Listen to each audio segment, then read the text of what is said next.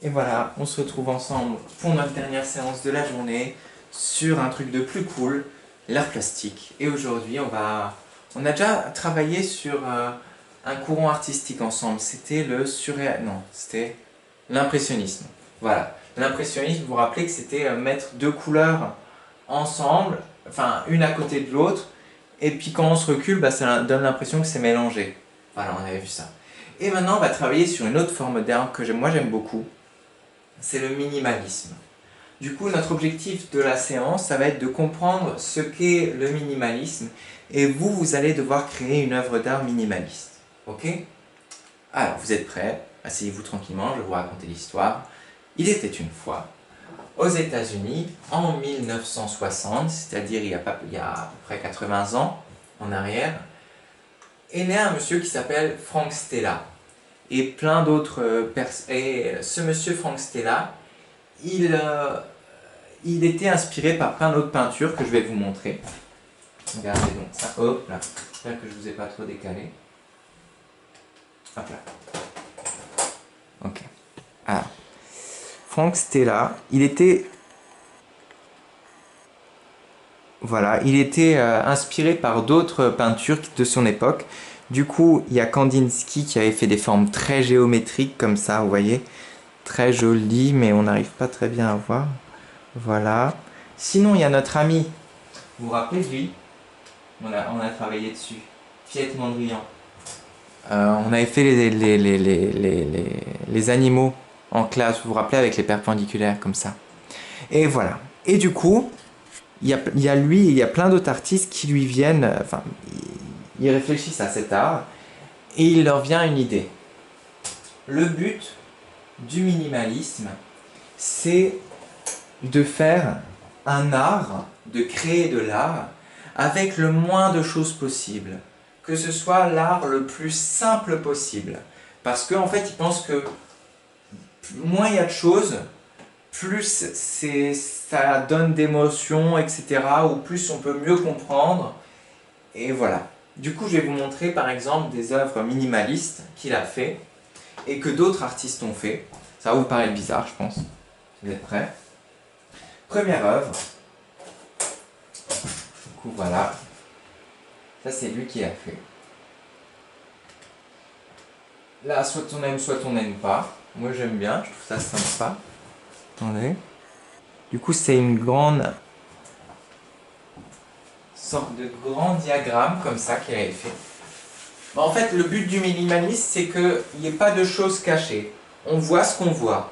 Voilà, il n'y a pas de choses cachées derrière son œuvre. On voit que c'est une forme avec des lignes. Voilà, il n'y a pas de choses cachées, pas de choses à comprendre en plus. Voilà, c'est minimaliste. C'est de l'art avec pas grand-chose, des lignes, et voilà. Autre chose, des autres artistes minimalistes, il y en a plein. Hein. Donald Jug, qui a fait ça. C'est un trou. Ça s'appelle, je sais plus. Et enfin, c'est une impression de trou en tout cas. Et puis il a fait juste là, on voit des sortes de. Je me demande s'il a utilisé du bois différent pour faire comme si c'était un puits. Et voilà, bon, c'est minimaliste, c'est-à-dire que on voit pas plus que ça. Enfin, il y a pas de choses cachées derrière. C'est un trou, voilà. Ensuite, il y a ça, qui a été fait par Carl André, qui est un minimaliste aussi. Voilà. C'est de l'art avec juste des briques de bois. Je sais pas pour ça, mais je trouve ça. Moi, j'aime bien le minimaliste. Ça fait du bien, je trouve. Enfin, c'est pas simple, enfin, c'est simple à comprendre. Encore un autre là qui a été fait avec des néons. Qui est aussi très simple. Hein. Voilà. Et vous savez quoi? Bah, le minimaliste, il utilise, parce que c'est très simple et c'est joli, enfin ça dépend, des fois vous pouvez aimer ou pas trop, il utilise beaucoup, mais alors beaucoup dans les pubs en ce moment. Parce que c'est simple, les gens, il n'y a pas de choses cachées derrière, les gens comprennent tout de suite de quoi vous voulez parler. Alors ceux qui veulent faire des pubs quand vous serez grand, bah peut-être utiliser du minimalisme. Je vais vous montrer par exemple. Du coup là il y a un autre artiste aussi. Est-ce que je l'ai lui? Une main, c'est ça? Non, ça c'est ça. Non, je l'ai pas. Tant pis. C'est quoi ça? Ah, c'était non, c'est rien à voir. Ok, pardon, je reprends. Voilà. Du coup, il y a par exemple un autre artiste minimaliste qui a ici fait un travail avec des néons, qui est tout simple, qui fait une sorte de tour. Là, pareil, avec juste comment dire, des blocs mis au-dessus de l'autre. Voilà, ça fait une sorte de tour aussi. Bref, on ne peut pas faire plus simple. Et je vais vous montrer des logos ou des choses comme ça qui utilisent le minimalisme. Et du coup, ça a donné par exemple des choses comme ça, voilà. Un peu géométrique, très géométrique. Voilà. Bref. Le logo de la Poste, il est minimaliste, hein, très minimaliste. C'est un oiseau, mais on ne peut pas faire plus simple. Hein. Voilà. Le logo de Twitter, pareil. Ou le logo du musée de Georges Pompidou, c'est tout simplement son escalier qui a été fait comme ça. Mais bon. Le logo de Twitter aussi, pour faire un oiseau, il n'y a pas plus simple. Voilà, utiliser des cercles. Pareil, le logo, alors celui-là est ultra minimaliste. Le logo de McDo, c'est juste un M tout fin. Le logo de Nike, pareil. C'est juste un trait. C'est très minimaliste. Hein. Voilà. Et il y en a qui carrément simplifient en supprimant le texte, et enfin certaines lettres, et on doit deviner le logo. Ça marche aussi. Faire une marque. Et voilà, par exemple, celle-là, elle est trop bien. Enfin, moi, j'aime beaucoup. Là, Lego, celle-là, elle est géniale. Hein. C'est une affiche pour Lego.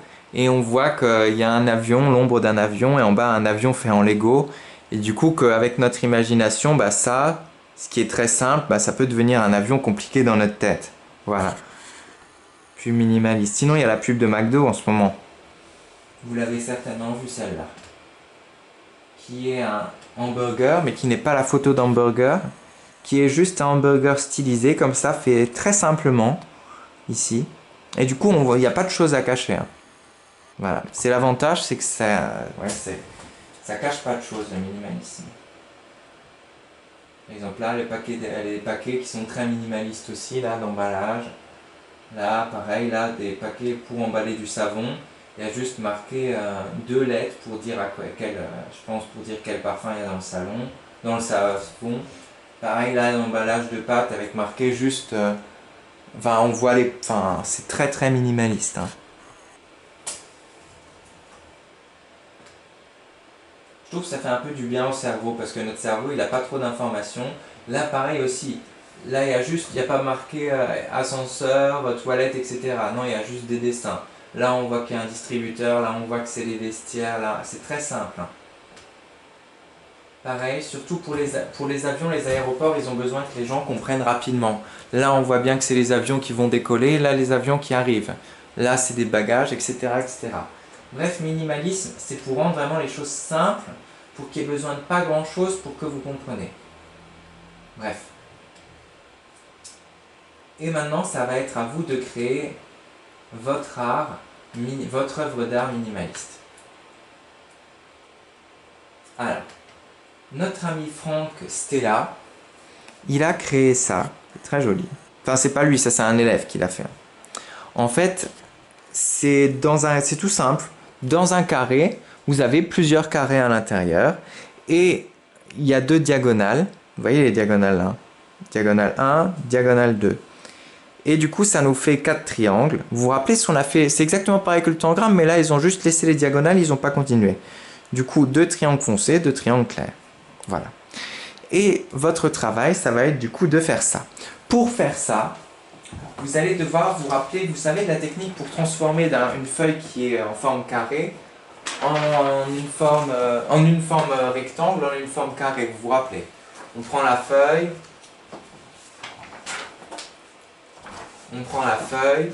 on prend un des coins, on le met comme ça, on superpose, voilà, et ensuite ça nous fait un triangle, on découpe le triangle, on enlève ça, et à la fin on se retrouve avec un beau carré, ok? Du coup il nous faut déjà ça. Suivez bien cette procédure, vous prenez votre feuille comme ça, prenez le coin gauche, vous le superposez bien avec la ligne là, Ch'touk, ça vous fait un triangle, vous coupez là, vous rouvrez et pouf, vous aurez un carré. Ce carré, prenez-le, vous en aurez besoin pour faire ça. Alors, je vais vous faire un petit zoom, ou pas, ou si.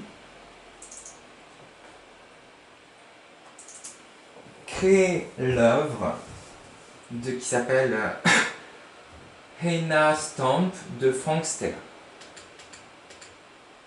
Ah, parti, à l'attaque. Okay. C'est vraiment des instructions toutes simples. Ah, sur une feuille carrée, tracez légèrement les diagonales au crayon. Diagonale, vous savez ce que c'est, trait. En partant du centre, marquez des repères, petits traits, tous les 2 cm au crayon sur chaque demi-diagonale. Une demi-diagonale, c'est ça. Et en partant du centre, vous allez vers tous les 2 cm, vous allez faire un repère. Bref, normalement, je ne suis pas censé vous expliquer ça, c'est bref. Ensuite, reliez ces repères au crayon de papier léger pour faire du coup plein de carrés dans le grand carré. À la craie grasse, au feutre ou au crayon de couleur, choisir 2 teintes pour chaque carré à colorier. Une teinte claire et une teinte foncée. Imaginons que vous voulez colorier un carré en rose, vous prenez du rose clair et du rose foncé. Ok ? Imaginons que vous voulez colorier un carré en rouge, vous prenez du rouge clair, du rouge foncé. Voilà. Exemple, brun clair et brun foncé. Une couleur claire et une couleur foncée, comme si l'une était l'ombre de l'autre. Regardez, le rouge là, on a l'impression que c'est l'ombre de celui-là. Voilà. Coloriez chaque carré en alternant la teinte claire et la teinte foncée. Clair, foncé, clair, foncé.